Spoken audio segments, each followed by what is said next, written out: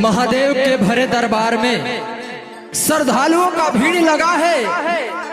उसी समय एक भक्त अपने भोले बाबा से आराधना करता है और बोलता है,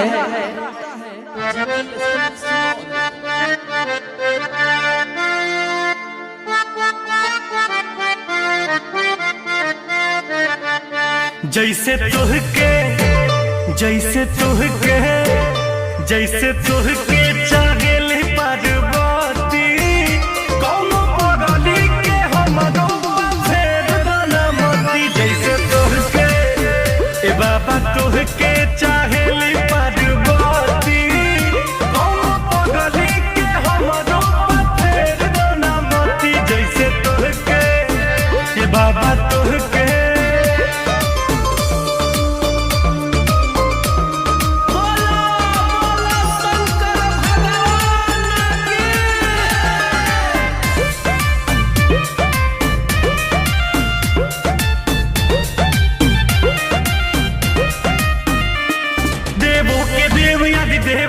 महादेव देव जी भजन करी, फिर दीन जार हमरो ऊपर बड़ी देर से सुमिरन करी।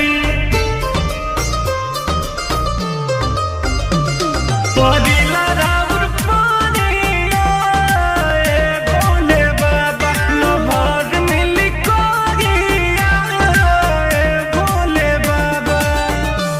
पूजा करी कि पूजा करी दिखाई अगरबत्ती, दोनों हाथ उठेगा और बोला है, कौनो पगली के हमारो फेर दाना मोती। जैसे तुहके ए बाबा तुहके चाहेली पार्वती, कौनो पगली के हमारो फेर दाना मोती। जैसे तुहके ए बाबा तुहके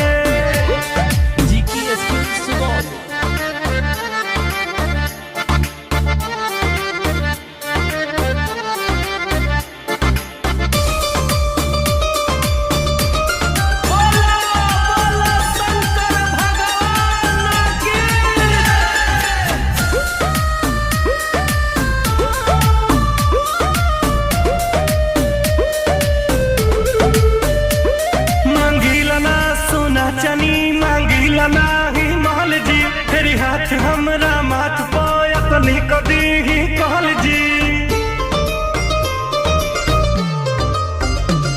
की ताना सभे मारे ना रगीला कलेस में, कमी कौन बाटे जी सूरज रितेश में।